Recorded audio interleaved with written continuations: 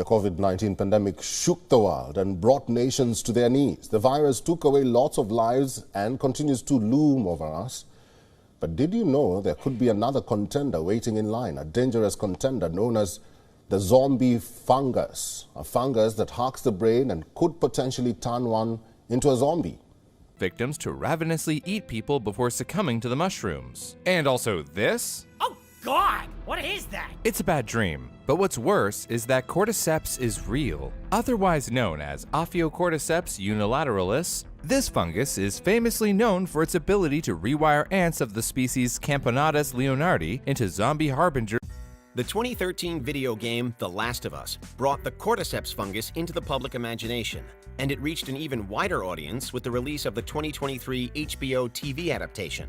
In the series, this mutated fungus causes a zombie outbreak like you've never seen before, infecting anyone. Check.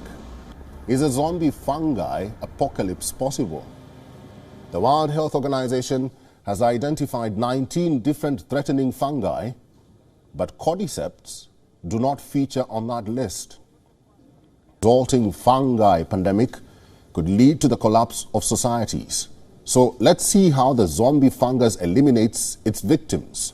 Cordyceps break the host insect's soft tissues and grows long stems outside the victim's body.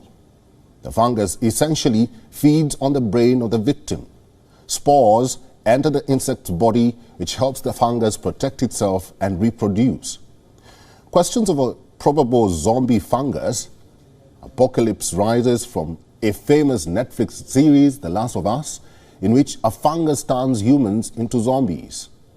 In scenes more disturbing than the scariest horror film, tendrils of death erupting from people's heads and fungus spores giving birth to zombies has viewers hooked to the show.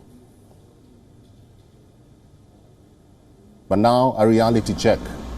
Is a zombie fungi apocalypse possible?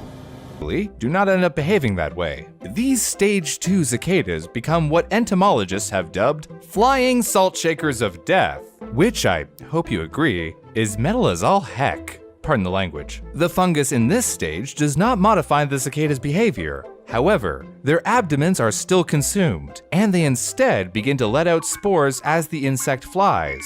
These spores will settle in the ground and wait until the next generation of cicadas crawl out of their mass nurseries, only to find themselves infected like their parents before them. For my fellow #gamers, you may be familiar with this next parasite. In The Last of Us, the Federal Disaster Response Agency calls the zombie illness cordyceps brain infection, which drives its victims to ravenous